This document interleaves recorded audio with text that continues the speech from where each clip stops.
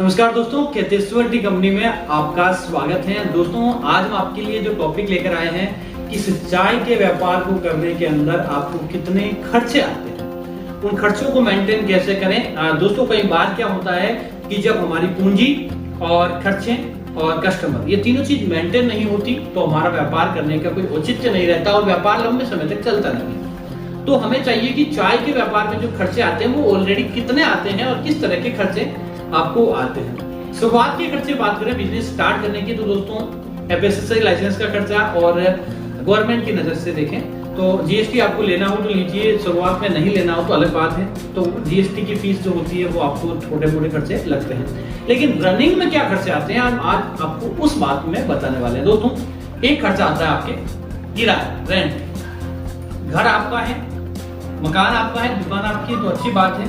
अगर आप बिजनेस को कर रहे हैं तो रेंट जोड़ के चलिए, 10-15 हजार 20 हजार जो रेंट आता है तो ये खर्चा आता है। अगर आप पर किलो के हिसाब से भाग देंगे तो 2-3 रुपए किलो खर्चा आपका रेंट आ जाता है। लेबर सबसे बड़ा चाय में खर्च आता है। लेबर जहाँ शुरुआत से चाय बनती है वहां से लेकर जब तक बिकती है तब तक लेबर कॉस्ट चाय की बढ़ती जाती है। कैसे? लोडिंग, अनलोडिंग, पैकेजिंग में लेबर लगती है, चाय बनाने में लेबर लगती है।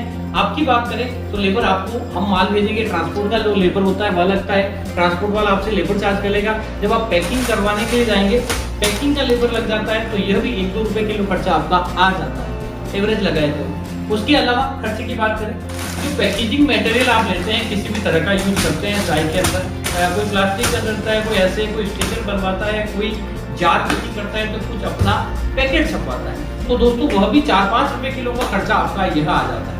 ट्रांसपोर्ट सबसे बड़ा फैक्टर करता है। जहां से आप माल मंगा रहे हैं, चाहे हमसे मंगाए चाहे कहीं से भी मंगवाते हैं, उसका ट्रांसपोर्ट अगर आप किलो के हिसाब से जोड़ के देखें तो वह भी आपको 4-5 रुपए किलो आपका एरिया दूरी के हिसाब से 10 रुपए किलो तक भी आ सकता है। तो ऐसा खर्चा आपका आ जाता है।